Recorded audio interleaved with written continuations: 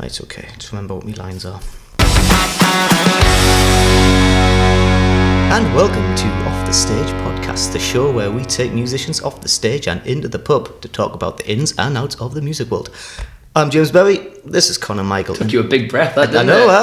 it? It's been a while. I've been away for a whole week. It feels like a flipping lifetime. No, last time we recorded, you had half a ceiling.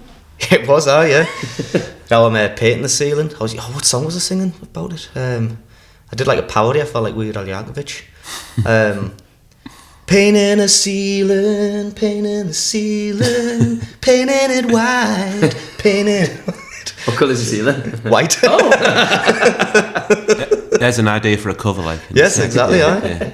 Weird Al, get on it. Yeah. Weird James will do it. Weird James, yeah, I will. Actually. Weird Al set lists. You don't need anything else, really. Honestly, imagine that, a Weird Al tribute.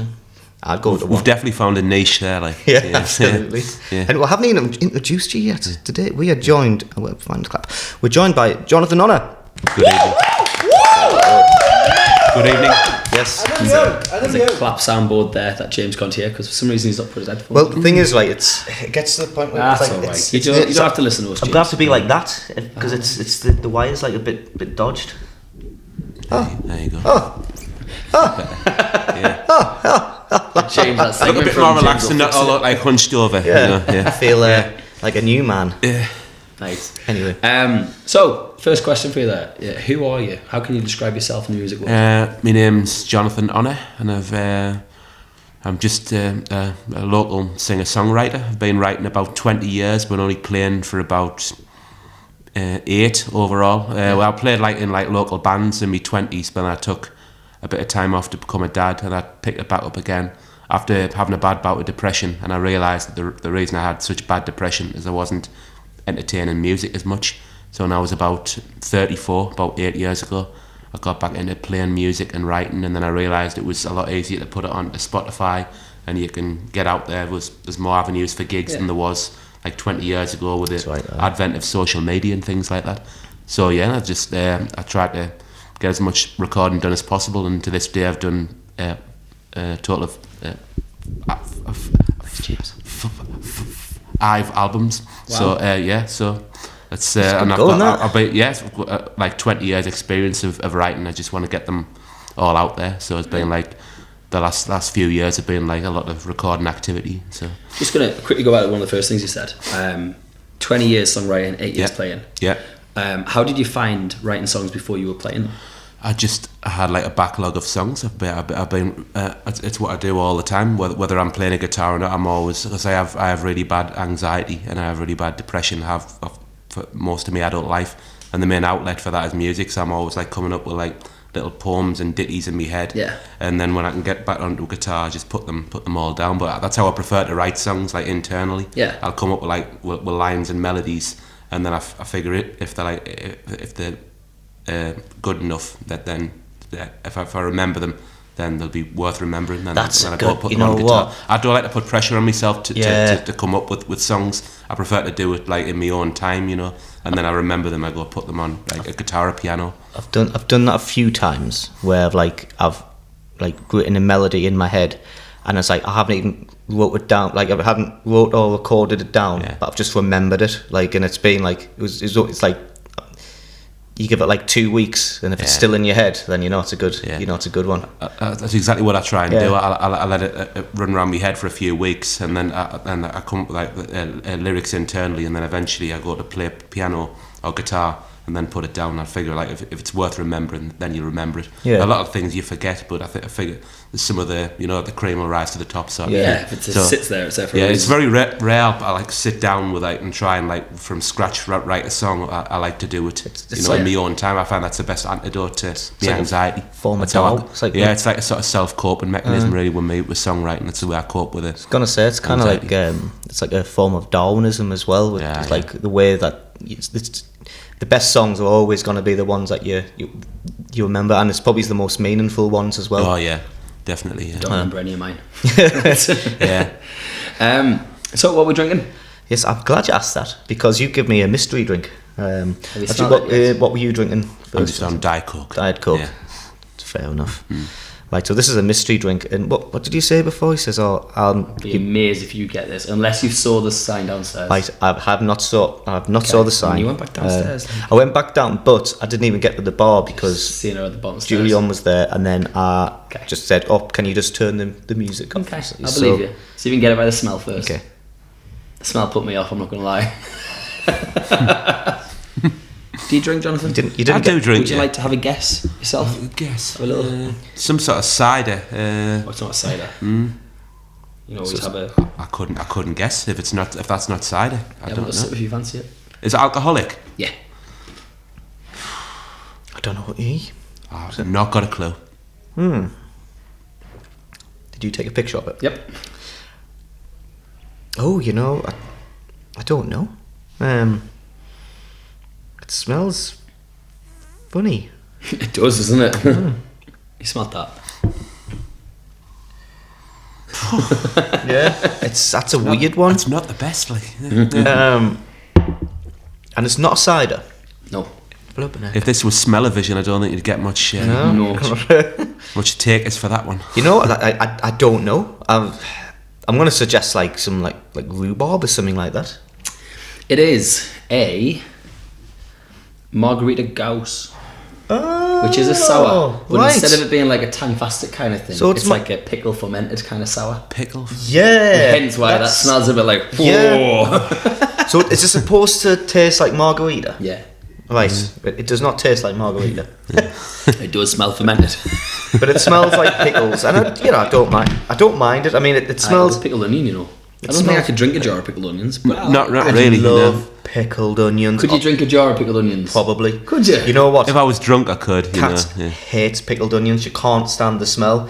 So she's going away on it's like a hen do in a couple of weeks' time. Every time she goes away, I look forward to it. Not because she's going away, but because I can buy a big jar of pickled onions and just like. It's like if you have a bottle of wine, it's often really bitter at first, but then you have a few glasses, and then you become accustomed to the taste, and might be like that acquired taste. I mean, to be fair, I do just I usually open them, eat a couple, then just put them in the fridge, and they just stink the whole place out. Oh, yeah. But because Kat doesn't like them so much, I have to finish the whole thing. Isn't it? I mean, don't get me wrong, I like a pickled onion. I don't think I could drink the jar, but with you saying that you could, I've prepped it for next week's episode. If it was like a challenge, maybe, yeah. James will be doing it next week on Off the Stage. Oh, that's a good one. Tune in for next week when James drinks. I'm gonna have to, because there's not going to be any medical things about that, is there? I'm not going to have a flipping heartburn or anything. I don't know, I'll get you some Gaviscon if you want. Right, okay, we'll get some Gaviscon. It'd be better than a bush tucker trial, probably. Yeah. Yes. Only just, yeah. James drinks pickled onions. Yeah. I mean, pickled onion Monster Munch is also the superior Monster Munch, in my opinion. Do you know what? It's good. I like the roast beef one. My favourite crisp flavour is pickled onion, but I don't really like pickled onions particularly. Oh, really? Yeah. And I definitely don't think I would like the juice. But I love pickled onion, like Walker's, in the lime green packet. Lovely. The best Walkers they ever did was the barbecue. Bring it back. Yeah. Bring it back. I used to like the Worcester sauce. Worcester sauce crisps. Do you ever have Worcester sauce crisps? They were nice, eh? Yeah. Prawn cocktail is the best. If I had a choice, if all the flavours were there, you could typically get in and use it would be pickled onion, which is, like I say, it's strange because I don't particularly like pickled onions. You know what I think would be mint, right? If they made like a circus of flavour crisp packet where they just put loads of different flavours in one packet. Like the Rebels crisps. Yeah. They've done it over the years, haven't they? They've done sort of strange flavours. I think one year they did like sprout flavour and then Christmas dinner flavour and stuff like that. But you put it in one bag. Yeah. Everything in one bag. Oh, you mean like so Russian roulette? Like what they do with sort of evil flavoured like jelly beans. Yeah. One taste of shit and one taste. Because they did that with the Harry Potter sweets, didn't they? That's horrible then. Aye. Oh, sometimes you get the best Harry Potter sweets. If you get the candy floss one, it's great, but you will get a vomit one. Aye. There was a horseradish one which wasn't rotten egg. Rotten egg, rotten egg, garlic, grass. Aye. God. Yeah. Why would you do that? Why would you? I guess it's quite fun if you like. It's like it'd be like a party game. Yeah. Beans in it. Yeah. Did you ever play Pop-Up Pirate? This is going completely off topic, by the way. It is going off topic. But did you ever play Pop-Up Pirate? I know of the game. Basically there's a barrel. I can't remember it now. Basically, so there's a pirate. There's a pirate in the barrel, and then you have loads of do you hang things on them? No, it's plastic swords, and you put the sword in. Oh yeah. And then it pops up. Yeah. Then obviously if you do it wrong, then a bit like sort of Buckaroo. Pretty much. We used to play Extreme Pop-Up Pirate, where what you used to have to do is put your head over the top and then do it. Right. So that, like, obviously if you lose, the pirate will pop up and smack you on the head. It's such a fun game. Or you could lose an eye. Yeah. And you are the pirate. You know what? That should be another game that we'll play on here. Yeah. Extreme Pop-Up Pirate. Yeah. It's hilarious. When's our next Nick Gladish? Bookmark? No. Sorry. How a few coming out with like eye patches. Oh. You know? 100th episode, you reckon? Yeah. Yes, you do get eye. So you have to wear an eye patch. I'd be alright wearing glasses, but you'd be knackered, you know what I mean? You become the pirate. That's part of the game. 38 more weeks. We'll figure out the big event for the 100th episode. Yeah. Pop-Up Pirate. I mean, I'm drinking crisp roulette. Roulette. It hasn't been invented yet, but maybe it could be. It's going to be invented. Yeah. It's going to be great crack. Extreme Pop-Up Pirate. But you can definitely get the little sweets, you know, the jelly beans that you know with all 4 horrible flavours and 2 nice flavours. I've seen them. Yeah. Could try that. Harry Potter woman. Yeah. That's not a nice drink. It's lovely. Go back to songwriting then. So obviously you were saying you write loads of you say 5 albums worth of songs. Writing all the time. Could you pick your favourite song you've ever written? Probably the song I wrote about my daughter. It's she was born 2009. And I just want it. It's the one song I've wrote that's just a complete love song about how much I love. I've only got one daughter, and it's so sincere, and it means as much now. There's no hit.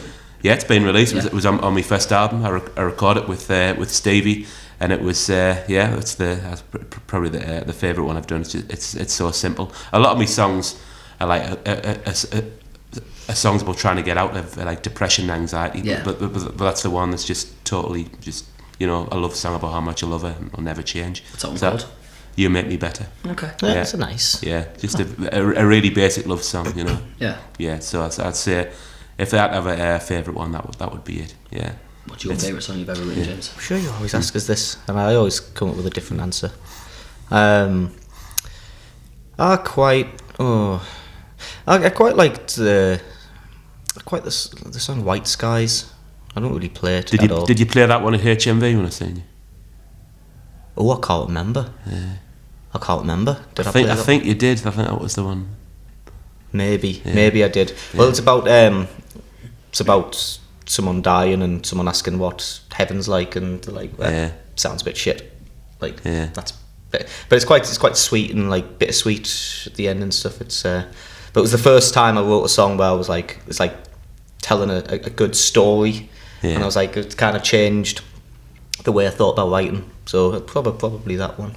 That's lovely though. Yeah, I'll have to sing it one time. I've got a favourite that you did, the one you did about espresso martini. Oh yeah, love that one. Yeah, I think you know what? That's the one that I think most people recognises with, even though because it's a great track. Every now and then I get people like sending us stories about buying an espresso martinis. I still do that. It's not my favourite of your songs. It's a good song. But like when I'm in the kitchen, I've got No Regrets on repeat at the minute. Oh, right. It's really well produced. But if I'm at a bar with an espresso martini, I'll just make the odd Instagram story for James. Espresso martini. You know signature song. You know what song's not on Instagram? I don't know why it hasn't been put on Instagram. I don't know either. It's just. Because I do try to tag you in it, and I can't put the song in it. I just tag James. Yeah, you've only got one on Spotify, haven't you? You've only got no. I've got 2 regrets. No, I've got 2. I've got the espresso martini song. Oh, I've got Is that on Spotify? Yeah. I didn't know. So what happened was I've only heard you play it live. So what happened was I released the espresso martini song first, right? But I spelt the name of my band wrong. Right. Professionalism. So I felt like, was that a deliberate thing? No, it was just me being drunk, being stupid. Drunk uploading. So it's just never been right, which is really annoying because but I've fixed it now. It should be on the Spotify, but it's not on anything else. It's not on it's like 2 different artists on. It takes ages to get it fixed. I've had that with artwork where it's gone to the alongside, and it takes a few weeks to get it right, you know. Yeah, it's so annoying though because it's like, but that's why it's because it's it's no longer identifying as that band. But I don't know if it's just vanished from like the kind of crossover thing. I don't know what the fuck's happening. My favourite thing is when I've got your song playing, because it takes forever to get on Alexa. I have to go on Spotify to put it on to the Alexa. It's like, we cannot find this song, and then I play it on Spotify and it starts playing No Regrets. And then it plays Espresso Martini, and I'm like, oh, that's all the James's songs done. And I'll just be putting a dish away, and it goes, where have I put my keys? What? Oh yeah, the song I've got on is the time Bob Dylan lost his keys. Yeah. I forget it's there until it just comes on round. I'm sorry, what? And you also had a song about how a classmate that stole your pencil. Oh yeah, that was a good one. In fact, I need to message John. I might message him right now asking because I need to get that recorded. I haven't recorded it at all or anything like that. But that's a fun song. Yeah, it's a good song. You should do. Yeah. I think Sink the Ship's my favourite. Yours though. Yeah, people like that one. I need to record that before anyone else does as well. Since you gave it away. Yeah. I think mine's. I don't know what mine is. I've got a personal attachment to Time Machine.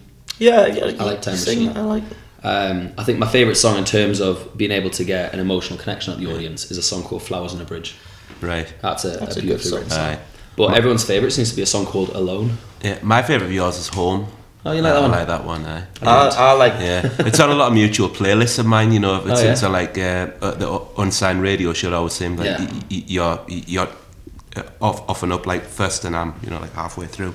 But yeah, it's a good song. I like that one. I'm not a big fan of it. I like the Alone.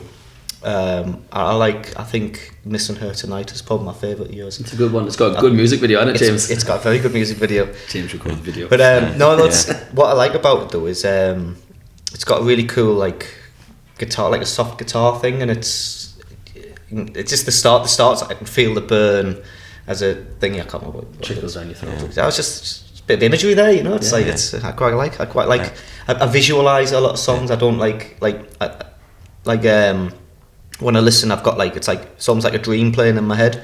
So when you write songs like that, where it's like you're physically explaining something, it just invokes a different kind of response. I've got a new one I think you'll like called Biting Bullets. Ooh. It's a bit of a pop punk emo kind of sound. Oh, nice. I'm gonna have to listen to that. So I'll get that recorded in a few weeks.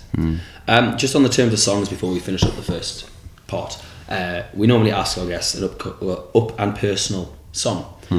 What is the most personal song that you've written or released, and what does it mean? I would say that one of the last songs I recorded, I did a music video for it, was a song all about me the ongoing battle with depression and anxiety, where the music's the main sort of outlet. A song called we Emerge, and I've just done a music video with Neil Gibson for it, and it's it's all about me sort of going from the dark to the light. You often write the song in a dark place, but when it's written and recorded, you feel just so much better. So it's just the main solace that I've got, with battle with depression and anxiety. So that's a very personal song. Would you say it's like a therapeutic process? Oh, it's very therapeutic. Yeah, extremely. Yeah, I don't know where I'd be without it. I have really bad bouts of depression. Yeah. Probably like a lot of performers and songwriters do, but it's the main sort of outlet I've got. I'm usually writing it when I'm in a dark place, but then the main inspiration comes when a lot of the clouds lift, and then you can feel like really inspired to do. But then you've got so much to write about, so I'm writing about that thing with a lot of my songs. Really, it's the main sort of outlet. Yeah. Have you always had depression? Or ever since I was a teenager, I've battled with like moods and just everything that goes with lack of confidence and stuff like that. But I think being involved with music, that particularly the past few years, I feel like so much more confident in myself. I'm still not the best communicator, not the best talker. I do try. I've often had a bit of a stutter when I'm not really used to talking about myself that much. But me depression's a lot more bit more sparse when I'm doing the music. Yeah, but it's the main sort of reason that I do it. Just a couple of things on that. So obviously, when you mentioned like stutter and stuff, does that ever impact a gig? Are you okay singing? I'm not really too bad. I've got like a little method that I do when I've got my gig. I normally take my glasses off, so like the room looks blurry. The room looks. I probably should have done it tonight, so the room like blurry and like where I can't really see it very well. So that's the main sort of self-comfort thing I've got. I take my glasses off and I don't get quite as nervous. It's like, I'm never nervous when I'm doing my music. When if I was like playing now, I would have no nerves whatsoever. But talking about myself, I find that quite difficult. So that's kind of like, I've never been a very good communicator, talker. So making things blur, it's like the opposite of seeing the room naked. It's like pretty much. Yeah, that's the way I see it. Yeah, but it's like sort of a comfort thing, really. You know, if I can't really see clearly, then it's like I'm back in my bedroom. Really, it's not really a clear thing. If I can, then it's, then I probably would be really nervous like on a stage. But I don't really get as soon as I'm up there, I'm not too bad. That's good. Yeah. And just the final one, just going back on the anxiety kind of thing. Obviously, when we as musicians write a deep, meaningful song, and you want to put it out there, the first thing you think is, "Oh, people are going to judge this." Do you get an anxiety about writing something really personal, and then when it's released, do you have a bit of a relief about, it's out there, it's done, or does the anxiety stay with you? I try not to write things that are too personal. I always try and like mix it up and maybe put a little bit, a little spin on it. Really, so it's I like it, but with my songs being like a combination of thoughts, like it's not really about one thing. It could go off like on another tangent, but it can start off being about one thing and then it can go to another thing for the chorus. But like I say, I try not to make things too obvious. It's like my songs just a accumulation of thoughts that I try to in a sort of right with a hook. But it's quite often my songs are not about one particular thing. Yeah. That's That was a good little interesting first part. Yeah, I enjoyed that actually. We're going to see you guys in part 2. Oh yeah, shit. Hang on. Whoop.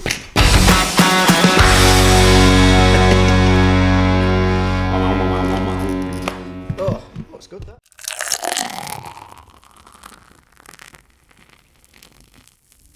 Gonna say. Yeah. She gave us a sample and I was like, I'll have 2 pints of that. And then I very quickly went, no. What percentage is it? Like sort of like a beer. 4.5. Yeah. Too bad. Margarita goes. Oh god, yeah. So it's a bit of a weird one. That. Yeah, it is. It's kind of like. What's it called? A sour. The sour. It's meant to be a sour. You never had a sour before? There used to be like a sort of green spirit in a bottle. So there was sours. This is a type of beer. Same sort of thing. It's no. I've never had a sour. It's basically like a fruity beer, basically. I don't quite know the process of brewing them, but they're usually quite nice because there's like strawberries and mangoes and stuff like that. Let's give them a try. Excuse me. Turns out margaritas are supposed to be not put into a sour format. To be fair, margaritas aren't bad. Yeah. Pickled margaritas. I like pickles. Margaritas is questionable. I like margaritas. Yeah. I like sours. The pickled margarita sour. I love margaritas. And espresso martinis. I love espresso martinis. I went out in Newcastle for my birthday and I had about a good few of them. I love a good espresso martini. Yeah. I wrote a song. I wrote another alcoholic song. And talk about it all the time. Oh, do I? Espresso martini. No. This one's about Old Rosie cider. Ooh. So I'll have to show you that one time. Can't wait for you one about fruity. Fruity. I wrote a song about energy drinks. Oh, I love energy drinks. Yeah. What's your favourite energy drink? This should be on the podcast, James. It's recorded. Red Bull and Monster. I'm cut back on Monster because it was giving me like upset stomachs. Proper live on Red Bull. I love Red Bull. Just love the taste. It's nice. I stopped smoking about 10 years ago, but the Red Bull became like the solace. Yeah. I had a Prime today. I've never had one of them. You know what? You can get it in cans, can't you, or bottles? Yeah. Got them in a can. And the cans are like more sort of. I paid £2. Yeah. But was it good? It was. You know what? They are actually very nice. Alright, I might have to get one. Actually. They're very nice. I think I had the ice pop flavour. It's like the red, white, and blue one. But I've had a red one as well. I think I've had a blue one as well. Prime fan, aren't you? Yeah, he's had them all. I'm a proper Prime one. Yeah. I haven't paid, £100 or whatever they were paying for them. Right, it's got Wakey wines in it. Yeah. Wakey wines. I still go on like Red Bulls. Like when I do my late night gigs with James, my 3 pints is a pint of water, a pint of Guinness, and a pint of Red Bull. A pint of Red Bull? Oh, a big can. Yeah. All right. Yeah. The big one that just gets you through. Aye. Yeah, I think we're back, aren't we? Hang on. Because we are back. This episode is sponsored by Prime. Yeah. We're back, baby! Welcome back to side 2. Well, I think I might play that before. That's quite a cool little start, to be fair. I thought you were going to anyway. Yeah, I was. I like the fact that it just rolls off the tongue. rolls off the tongue, yeah. That's how it Did you clip that bit about where you insulted that musician? Yes, I did. Is that bleeped out? Yeah. Okay, cool. Yeah. I know you don't like them, but he goes back to America soon.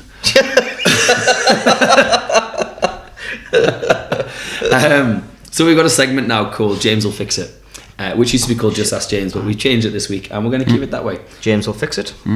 James will. There's no copyright infringement there. I'd like to see them try and claim that name back.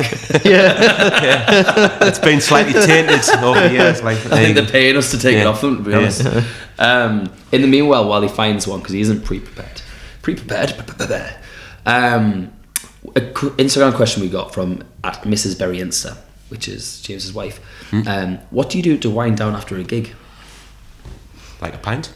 Yeah, it's kind of thing. Good. I get home and I like if there's any gig footage, I like to watch out and see what I could have improved on, and what I did well and what I didn't, and then do that with a pint. That's what I do most gigs. Oh, that's good. Yeah, I like to watch footage of the gig and you know, and stuff like that. I love when you get back and you see you've been tagged in Instagram videos. Yeah, like, yes, that's yeah. And I felt vain for that. If anyone was at the gig and they've given you some excellent feedback, you know, I always like that. Yeah, just you know, sort of analyse the gig and what you can improve and stuff like that. See, I'm such a youngster that if I'm still awake, I'll probably be on FIFA for a few hours just to kind of like snap someone's legs. Pretend it's that person that didn't get off my stage. Yeah. Fucking stage. Yeah. Tell you what, I found a new game now called Chivalry 2. It is the best fucking game I've ever played. Really? Like, no, it's not the best fucking game I've ever played, but it's at the moment it's like my favourite thing in the world. Basically, you're like a knight, and it's like it's like Call of Duty, but it's like in medieval times. Is this on the Xbox? Yeah. So you've got swords, you've got shields, you've got bows, you've got horses and whatever, morning maces. Chessboard this. So you basically just put it's like a 64 multiplayer, so it's like 32 teams per side. You just the start of it, you just charge at each other and list the shit. It's fucking mint. Honestly, God. I need to get you on Xbox. You know, we both have a console. Oh yeah, I'll have to. I'll download Chivalry. Sounds very therapeutic. I saw a TikTok about a game called Farmer Simulator. And I can't stress how much the guy was just like, he got his lawnmower and he was cutting the grass and he's like, I charged the guy $10 but he gave me $15. Now I had to drive to go get some petrol for me lawnmower, and I paid $5 to get some advertisements to get more. I'm like watching this for like 5 minutes being like, why do I want this game? I just want to go around cutting someone else's grass and advertising my lawnmower sales. Lawnmower simulator, I've seen that. I've seen there's a truck simulator as well, and I've seen people go to the extent of like buying the full shebang, like they've got a full truck simulator. Like, I've seen that. Yeah, and it's to the point. It's like, why don't you just become a truck driver? Like the in demand. Everybody's like, you know, there's a shortage at the moment. Some people do strange things to relax. Yeah. You know what I mean. Imagine that was on your CV though. Like, I'm going to be a HGV driver. What's your experience? Well, for 12 hours a day, I sit on my Xbox and I just sit there cracking out a Red Bull. Yeah, or Prime. Well, to be fair, like I've always wanted flight simulator, because just in case there's like a terrorist attack or whatnot and you're on a plane, then at least you've got the ability to be able to land the plane. That's how that works. You know, sometimes what happens when a terrorist takes over a plane, they go, last chance, anybody want to try and land this? No, well, obviously practicing in Chivalry 2, I'll learn how to... You're there with your mates. I'll learn how to take them down. It could be something you'd be able to use. I don't know. I can't think of a scenario when you would, like, you know. You're going to love Grand Theft Auto. And I'll use the simulator for, you know. I just love the fact that you're going on a flight with your knight of your shining armor suit, like, come at me, bro. Because you can taunt them as well. You do like different taunts. So I'll have to find the wheel of the taunt that'll taunt the terrorists the most. I just assumed you meant once you were on the plane. Oh my god. Thou couldn't hit me if thou tried. I game. But to be fair, I do like a lot of late night gigs, so I just get in and I just snore. That winds me down and it winds Ashley up. Did you get any? I did. You know what? James will fix it. I got a good one. This is by user deleted, so they deleted this. It's not actually r/musician. This is r/askuk. And I think it's quite a good. It's going in with the anxiety theme. Yeah. So it's basically how to be more confident. This user asks, who's deleted. I'm not a very confident person. This seems to surprise people as socially I appear to be quite outgoing, but internally I'm always worried about how boring I am, how I'm not good enough, etc. I spend a lot of my time comparing myself to others, which I know is I know it's the thief of joy, but I don't know how to stop. I seem to place everyone but myself on a pedestal. Even at work, I've trained to do what I do and generally feel like I have no idea what I'm doing and feel inferior to those around me. It's hard work because outwardly I don't think you'd know that's what I think about myself. I want to like who I am and accept myself, but I don't have a clue how to go about it. So it sounds here, it's like very much an anxiety thing, but also thinking too much. It sounds like my advice would be more spontaneous. Yeah, try and think about things less and just try and be in the moment a lot more. Yeah, it sounds very like imposter syndrome as well, doesn't it? I'm like that a lot of the time. I tend to overanalyze. But I think I've tried to reduce that and live in the moment a lot more. Yeah, because it's the best advice you can give, isn't it? Really, because it's. Do you have any techniques on living in the moment? Because I can get like that where I'm like overthinking it and I can't switch mindset. I'm just stuck in the whole. Like when I do a big gig, I'll be on stage thinking, I'm messed up. He doesn't like it. She doesn't like it. Doing gigs, I'm sure we would all agree it's the best buzz you can get if you can get a good gig where you've connected with people and you can see people enjoying it. It's that's the best living in the moment I could imagine, and that's what we're all chasing. We're chasing them good gigs where you get people saying I enjoyed that and they've enjoyed the originals, they've enjoyed the covers. That's what we're all trying to do. Yeah, absolutely. So I can't think of any better than living in the moment than that. It's another thing I'd say is I think a lot of people are probably like that, more people than what you imagine, where there's a lot of people just secretly just not sharing the feelings. I think a lot of that fuels creativity though, to have feelings like that. I have feelings like that all the time, and it comes out in the songwriting and the performing, and hopefully it makes you a better performer if you have feelings like that and it can come out. You have sort of something to express.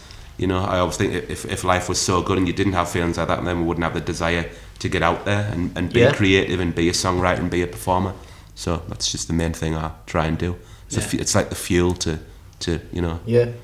make me do what I do. So I mean, I guess it's not really a musical, but I guess I think you are right, because I was going to say, because it's not like a music subreddit. He's probably not a musician, or she's not a musician. Whoever this is. I would invite anyone like that to be creative in some way, whether that be learn a musical instrument, some sort of composing, writing, and it's the best thing you can do, I think. I'd even say you could even do beyond music, do video stuff, photographs and stuff like that. Be creative like that. Paint. Just something artistic, kind of. So some form of creativity. Ceilings do not help. No, I tried to paint a ceiling once. I really gave up. Honestly, that'll do. It's given me so much more respect for Michelangelo in the Sistine Chapel. Honest to God, I mean, I can barely cope with a small room with white paint. I don't know how the fuck he managed. And he was a turtle. I know, exactly. Did you know the theory about Teenage Mutant Ninja Turtles? Go on. How Michelangelo was the best turtle. Right. He was the most talented. He was the coolest one. He was the coolest one. He's the most talented because the nunchucks. He was the orange. The one with the nunchucks, because the nunchucks are the hardest weapon to master. So they said he was actually the best, most skilled, but it's because he was procrastinating, and it brought him down a little bit. He didn't train, but he could have been the best if he wanted to. He's got the skills, but he just didn't apply himself. Right. Which is I just find that interesting. Yeah. It's just a theory. That is true. You've got to apply yourself, with a talent you've got to try and entertain it. There's a lot of musicians out there that I think would be the next best thing, but they've not got, whether it's just they've not got the passion or the drive, or it's just something that's just mentally pushed, keeping them back.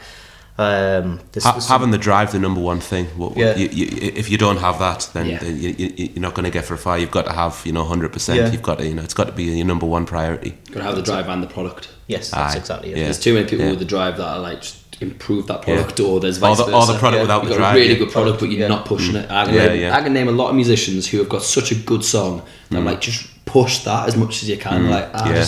I'll put one post a week out. What are you doing? You're a waste of talent. In a good way. Like, you could be. There's loads of them. Too right. That's why you need management. Yeah. Rich. Speaking of Richard, so as I say, we speak with Rich from HMV quite a bit.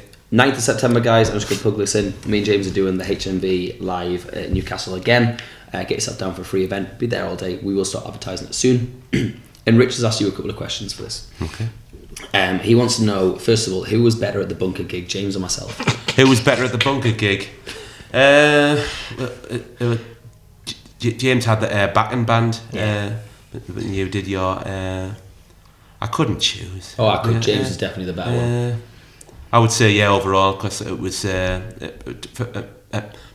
for individual taste of myself. I would say it was a little bit more punky. So it was I'd say it was like my influence have always been towards punk. So you're a bit more sort of pop. So for my taste. That was the first gig I walked off where I went, oh, that support act's really outdone me. And you did a cover towards the end of your set, didn't you? You did Creedence. Fortunate Son. And I really enjoyed that. It's fun though. I got off then. There was a load of people just like charvel looking and stuff. Weren't quite paying that much attention at all. And then they got off. Said, oh God! It was like the last song you did was your best song. I was like. It's like well, and they didn't even know the song. I know that was the best song. To be fair, like it's. I can't claim credit for that. It's the one cover I did. And it's like, that was definitely your best song. You should be pushing that one. It's like, first of all, they don't know what the song was. I was like, for fuck's sake. But I was like, well, thank you, mate. I'm not gonna correct him. Take the compliment. Have them go. I watched that James Berry and Creedence. And final question, which is this one. He says, obviously, with you being an advocate for mental health. Totally. Is there any albums or tracks that you listen to that makes you feel better and brings you up, and vice versa? Is there anything that makes you feel a bit like? I thought about the answer to this one. There's a new album by a band called the Ottery Winners. The album's called Anxiety Replacement Therapy, and it's all about. It's like a meditation tape. It starts off with sort of a message, and all the songs are about suffering with mental health. So it's only been released about a few months ago, and enjoyed that album a lot because it was all about having mental health problems, and it was really like upbeat sort of songs. So it was that's what the album I've been listening to for the past couple of months. Does that bring you up or does that pull you down? It brings me up very much so. I would always want to listen to music to be brought up. I never want to be brought down anymore. It's got to be uplifting. I always find the most, like when I'm feeling really bad. Go on, James. When I'm feeling really bad, I think the most. I know I've got I've just found like white splodges of paint all over. You dandruff on your arms. No, it's white paint. The most like depressing songs when I'm really down. Like the most depressing songs do make me feel better because it's like it's almost like a kind of. I know how you feel, mate. Like, that's that kind of rather than like, just get up and be happy and stuff. No, I'm not feeling that. I'm just let me sink into my own misery and just comfort us. I agree. All music it's either a happy song or it's going to be a song that shows like empathy, so that the people know how you feel. I don't think I've got a specific album, but I'll make a playlist specifically for them moments. Like certain Ed Sheeran songs and Damien Rice songs, but it'll not be like the ones that you've heard. It'll be the ones that are like all the good songs are the ones that never release as singles. Big theory on I agree. Like I'm a big Ollie Murs fan, and everyone's like, "Oh, it's a bit cliche." So I can show you 4 Ollie Murs songs that you listen to and go, "Holy shit!" And I go, I play them live at gigs, and people are like, "That was a really good song." I was like, I know it is. But it's not released. It's a hidden track on an album that you'll never listen to because you won't buy the album. My favourite Ed Sheeran song was a song of his first album. It was 8. Was it? Had 8 in the title. Grade 8. Grade 8. Yeah. That's a great tune. I thought that was. He never released that as a single. I thought. Again, just part of the album. Really enjoyed it's got that. A lovely one called "Wake Me Up." Yeah. Just a little piano kind of tune, and it's just a lovely little tune. But again, not one that many people will hear if they're not on a tune. Well, I usually say, well, at the moment, my go-to album for kind of that. It's a band called Ramshackle Glory. It's called Live the Dream, which is like it's about addiction, and it's about addiction, depression, and kind of coming out of that kind of thing. And it's a terribly recorded album. Like you can tell it's just in a standard room where they've just put a bunch of random mics and just fucking played it live. But it doesn't matter, you know. The songs are just like the energy there was just. It starts off really like fast and upbeat, and then it drops all the way down, and then it just punches you in the face, and then you're like, oh, I feel like I'll have to check that. It's like it's an experience. Ramshackle Glory, Live the Dream. Honestly, you'd absolutely love that. Yeah, sounds good. But cool. So we also have rollover questions from last week's episode, and the first question we got is, how are you doing? How am I doing? Nervous. I'm trying my best to answer the questions, but it just feels like a awkward situation. I'm not used to talking about myself, but hopefully it'll build me confidence when I've analysed this. But keep them doing it. I'm a bit nervous at the minute, but you know.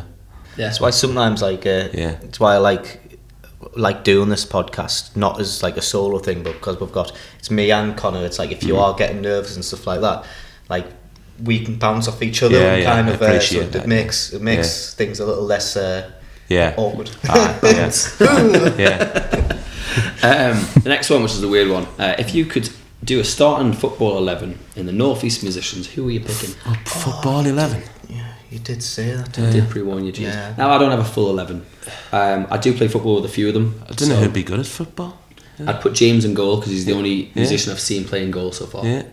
Shit. So but you're the only one in the goal. So you'd probably be a good footballer. I'm be a good horrific. Forward? No, I'm horrific. I can't score a penalty, but I can score a free kick. Right. I'm a lot better in defence. Central defender. I win every tackle. Right. Thinking who'd be a good footballer. Stevie Stoker's up top for me. Yeah, well, he's got the height and the size. Yeah. Will Headley is a good number 10. He played. We had the team once upon a time. He was. Yeah, he was. Sure, he played for one of the Borough. The Borough, aye. I was thinking about Scott, where you go. He likes to play up top, but he's more of a bit of a number 8 kind of midfielder. I don't have a winger in mind though at the minute though. I used to be a really good left wing back when I was like fit and healthy. Yeah. Like run up and down. I was never good at actually. Are you not healthy now? Like no, I'm a shit. Stringing pickled onions. Well, there we go. Yeah. The most exercise I did, like in the past few months, was chasing a robber around the streets of Durham. A robber? Like a burglar, like a thief, or someone who tried to nick a bunch of clothes. All right. But you won. Yeah. Did you catch him? I did it twice. The first one I caught. The second one was just too fast for us. I was like, I just ended up going like that. You must be quite my lawn, you kids. You must be quite quick then. Hold on, son. Unless it was like OAP robber, you know. No, well, he was probably just as fit as me, but I was running at him like I was saying, listen, I work in a fitness shop, you know, you're not gonna kind of escape me. I'm completely bluffing here because I'm about to have a fucking heart attack. Oh well. I got the stuff back. So. I bet it was the same guy that robbed you the second time. He listened to the podcast and he went, I'll call his bluff next time. He just took off. Yeah, probably.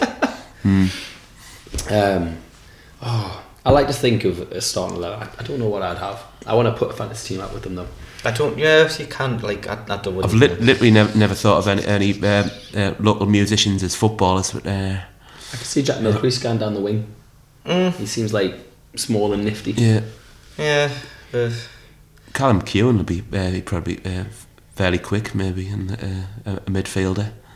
Yeah.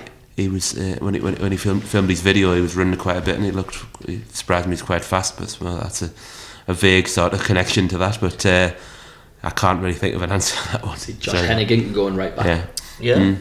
I just got all the flipping young'uns, just fresh out the fresh out the academy. Yeah. Youth, really, you know, probably 20 years younger than me. Just run circles on everyone. We'll do that right on the next 2-year anniversary. We'll do an off the stage charity game. 11 aside. We do. I think that's what I was mentioning last week, wasn't it? Newcastle scene against Sunderland scene. I'm not unfit. Like I go running about a few times a week. I've tried. I do that. Another thing for mental health, I find when you go running, it chills you out. I go running like 3 times a year. No, well, I'll do a thing where I'll get into it, and then after the 3rd one, I'll be like, I could do with the day off because I'll stretch my legs out, and then I don't go back. I enjoy running. I go, it's just 45-minute session, about 3-4 times a week. I'd rather chase a ball than chase nothing. Like I'll play football if I can. I'm not great at it. I'll still try. I've got an incredibly short attention span, so like I'll go out for 5 minutes and I'll be like, I'm tired. I find a lot of ideas come to me when I'm running, you know. So that you know, I find, you know, when you can just you've got clear your mind and stuff like that. Clear your mind, and a lot of stuff can come to you. Skipping over this one, although we should make a template and we'll advertise it next week. Yeah, it's a bit of content. Yeah. Final question is, if you could bring back anyone from the dead, who would it be? John Lennon. Yeah. A huge fan of the Beatles. I think he was the biggest loss. What he could have done if he'd lived. Yeah, would be always my answer. That was my favourite performer. Everything he did, you know, about the politics and the art and the songwriting, all about his life, you know, and everything that he felt went into the song. So yeah, I would always say he's my favourite performer. He's the one I would always want to bring back. Yeah, I think I'm a Freddie Mercury kind of guy. Yeah, Freddie Mercury would be good. Doesn't have to be a musician though. Yeah. Just trying to think of like Michelangelo. The turtle. Aye. Probably Lee Harvey Oswald, and I'd be like, did you really kill JFK? I wouldn't actually. That'd be a wasted. Next day, find out a couple of questions. Oh yeah. He's not going to admit it, is he? Really? You know. So what really happened? He didn't admit it. You know, at the time. So he's not going to now. Who would I bring back? I don't know. Pick a musician that you want to go see. We've had this before. You know what? I'd love to have seen Bob Marley. That'd be good. Yeah, he'd be good. Yeah. Play football as well. Him or he's been me starting 11. I forgot about him. Yeah. I don't think he was in the North East Musicians. So I don't know if he came to Sunderland for a kickabout. You know, you could have if he's alive, you could have asked him. Yeah, but it'd be about late 70s now. If he was alive, I think. Like, it's alright. I'd bring Pelly back and put him on my team. Yeah. And just finally, before we go to a break, we just need 3 questions for next week's guest. 3 questions. Pass them on. What's your favourite inspiration for writing songs? Question. What's your favourite gig you've done?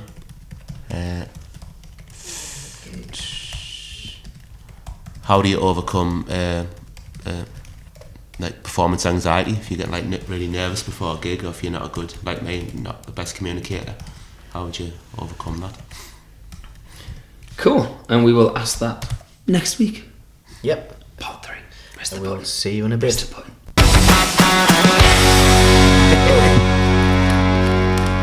Mint. Cool.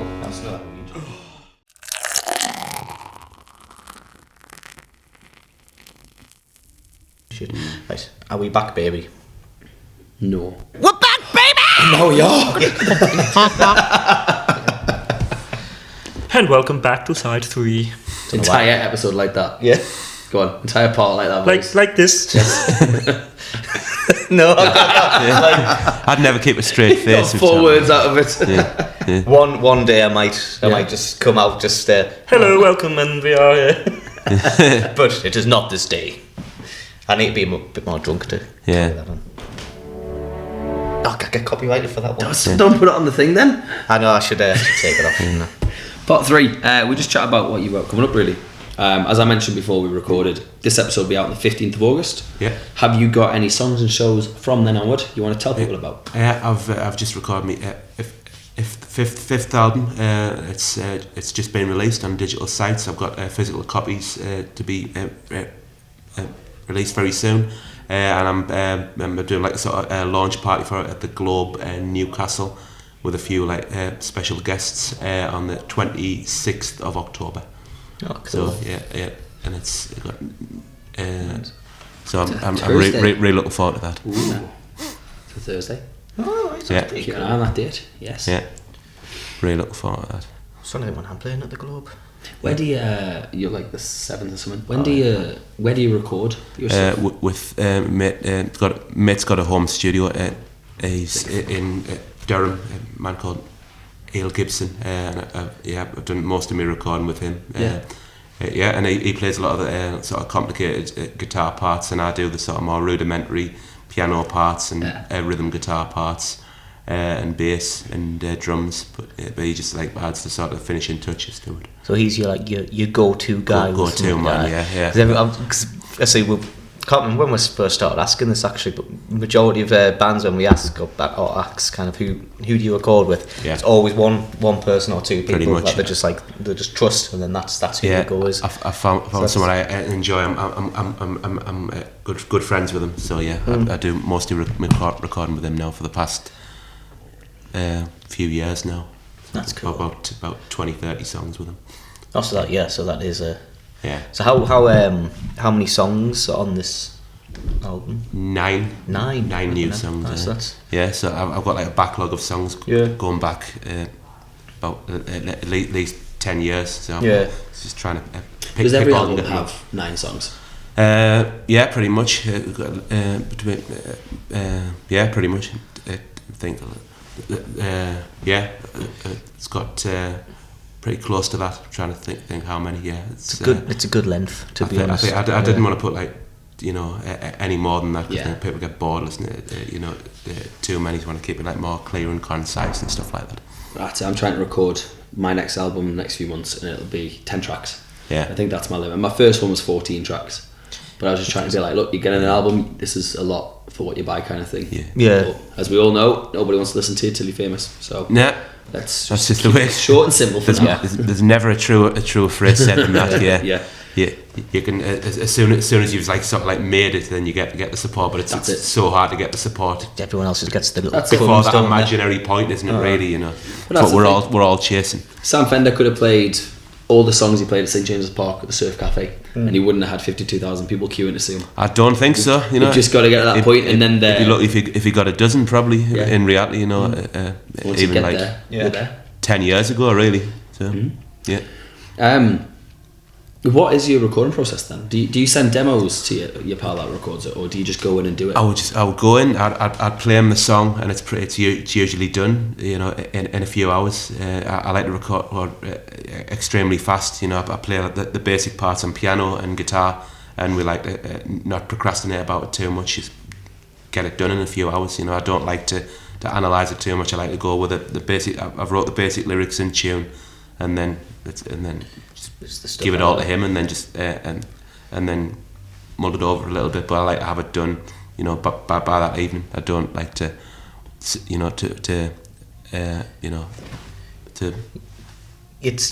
a long wait any longer. Yeah, it can be a long process. Yeah, I like to have it done fast. Yeah. So I'm take it patient easy. like that. Honestly, if it was up to me, I'd just I'd get everyone together and just play everything, and then that's that. For that sense, me, I'm just lazy. Well, lazy and lack of time is also an issue with me. But it's often the problem, isn't it? If you've literally got so many gigs that you haven't got time to do the recording, so it's trying to find a balance in it, really. So I've got the point where I'm tempted just to start recording demos. Should I say this? Oh, they don't bloody watch it. I've started recording songs, like little demo songs, upstairs in the hidden stock room. I've got a little ukulele. I've got a little guitar lele. Yeah. So I'm just starting recording random demos on there. And I've your friends and family not watching this podcast? Yeah. Well, I assume they don't. Well, if they do now, surprise! James is tearing an extra long boot. The cat's been let out the bag now. Yeah. I do it instead of I eat, to be honest. But it's just whatever works for you. Yeah, well, I've got 6 already that I've just going good written down. So it's pretty cool. I'll have to show you them to see what you think. I've seen one of them so far. Yeah, I'll show you the ones. Yeah. I like the fact that it was on a ukulele. Yeah, there's a good difference. I'm tempted just to record an album, just me. I would like to do that. I've been thinking about different instruments and stuff like that. It's a good niche to have. You can do like an album entirely on a different instrument. Yeah. It's just a different vibe, isn't it? Yeah. I'd like to do that. That's one of the things I want to do in the future. All I can play is guitar. I tried keys and I didn't get much in it. And now, when you're scrolling on like social media and something advertises, there's a lovely piano kind of thing up for sale for like 350 quid. I'm like, if I buy it, would I teach myself? Because part of me, there's a song I've got to record on my album called Comfort, and it's going to sound lush on keys, but I can't play it on keys. So I kind of want to teach myself to play it. It's just season. You should do.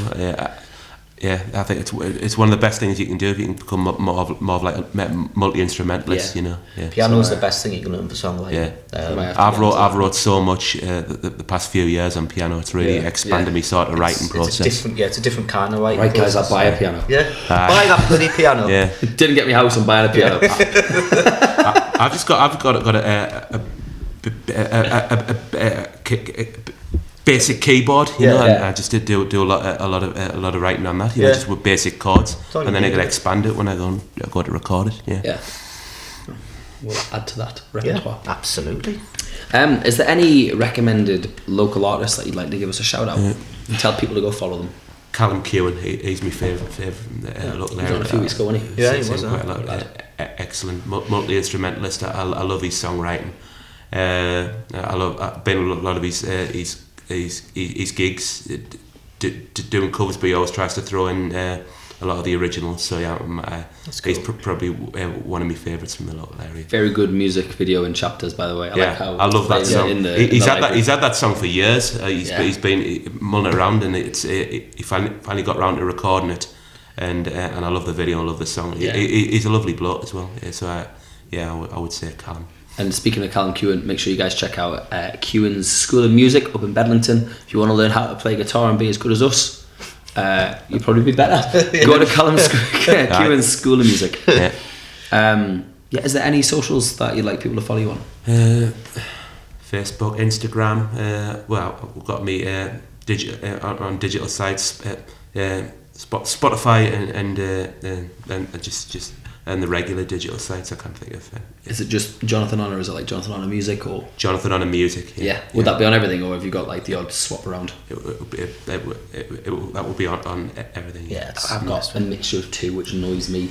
You need to put just one. I want to, but all the good ones are taken, and I'm like, so I need to find just a one that isn't too out there. Conor Michael is great. Didn't you have some? I don't think anybody has that. Didn't you have someone trying to impersonate you? You'd be spelled your first name wrong. Yeah. What the fuck's going on there? I got a couple of tags being like, somebody's trying to impersonate you again. When I went on tour at the beginning of the year, we had another person trying to slander my tour. You know what? I saw that and I was filled with rage. I was like, because he's saying, I'm better than Sam Fencer. Good for you, Conor. Good for you. Yeah. You want some confidence. In my defence, my fake account did not say I was better. It just says I'm going to be better. Yeah. And, that's my first sort of, good for you. And then I looked at the names like, that's someone trying to fucking like take this. I don't know who. I've clearly annoyed somebody. I've annoyed a lot of people. I made a post about exposure gigs not long ago, and it got a lot of people riled up. And I made that post just purely out of trying to get a bite, to be honest, and I got a lot of bites. You did, But no, thank you very much for coming down. No bother at all. Just for this coming out on the 15th, I'm going to let you guys know in 2 days' time if you're watching on Tuesday, one day if you're watching on Wednesday, or today if you're watching on Thursday the 17th of August, I'm going to do a headline gig at the Mosaic Tap. This is in Newcastle, just behind the Centre of Life. It's free entry. Turn up. I'm just going to give merch away because I've got loads of it and I want it out of my wardrobe. So you can have a t-shirt, you can have a t-shirt, you can have a CD. I don't want them anymore. You can have them, but you have to be there to get them. It's a 4-year anniversary to my first EP called 4 Years Later. So I thought 4 years bang on. It fits the bill. I might play a couple of new tunes. I've got some great support in Scott Kears and Ethan Moore. Oh, I'm sure I said that right.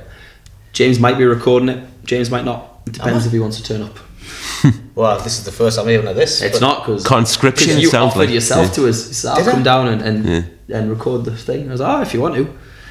James is not going to be there though, guys. But if he is, but when is it? Hang on. Was this when was this, by the way? When did I say this? When you recorded my Ed Sheeran tribute act. Oh, like I wasn't in the right place there. Like I was Okay, cool. Members. But when is it? Thursday the 17th of August. I'll come down and record it. Yeah, I will. Can do. Yeah. It's a free entry. I just can't remember. I can't remember you advertising the gig, or I can't remember saying that I've recorded. That's okay. Well, but no, that's fine. James might be there. Yeah, I'll be there. I'll be there. Thank you very much for coming down. It's been great. Bother. If you want to follow us on social, if you haven't already, we are at Off the Stage UK, at Off the Stage 2 on X. It's not Twitter anymore, James. Dickheads. Drop us a message if there's anybody you want to see on the podcast. Let us know what you think. Drop us some comments. Respond to some of the questions. Tell us if you think we're good. Tell us if you think we're bad. And tell your friends and family to watch us. Yeah. We're not getting the pub table sessions, are we? Today? Oh yeah. So there's no pub table session today. However, Jonathan was part of our HMV Live and Local the first time we did it last year. Oh, the very beginning of this year, wasn't it? January. Yeah, January 20th of January. Yeah. So we're going to show you a clip of one of Jonathan's songs. Go check that out, and also go check out his music. And we'll see you next week with Nick Gladish. Yeah, potentially. If he turns up, yeah. he probably will, but we've had a bad record of saying this is the person that's going to turn up, and next week we're like, they didn't want to come. Continuity problems. I know. See you next week. Yep. Swish. I like that one. That was a good little podcast. Yeah, I really enjoyed that.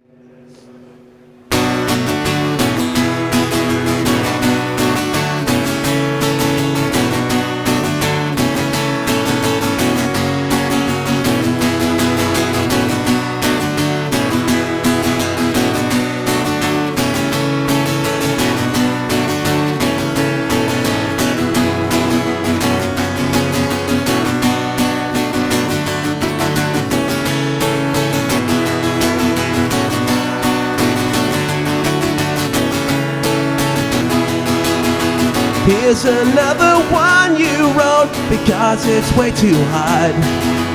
Reaping all the seeds you sow, show them who you are. I will not play that game, wouldn't be the same, though it would be easier. If there's no one to write, we'll watch it slowly die. We may see it disappear.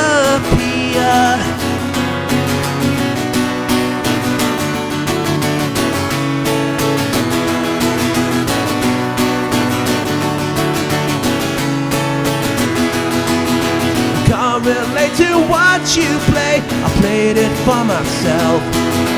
Can't relate to what you say, the words of someone else. I will not play that game, it wouldn't be the same, though it would be easier.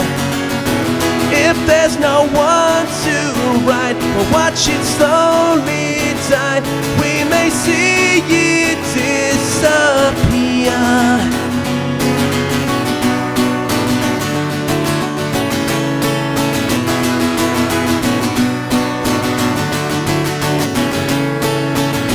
I will not play that game, wouldn't be the same, though it would be easier. If there's no one to write, we'll watch it slowly die. We may see it disappear. I will not play that game, wouldn't be the same, though it would be easier. If there's no one to write, we'll watch it slowly die. We may see it disappear.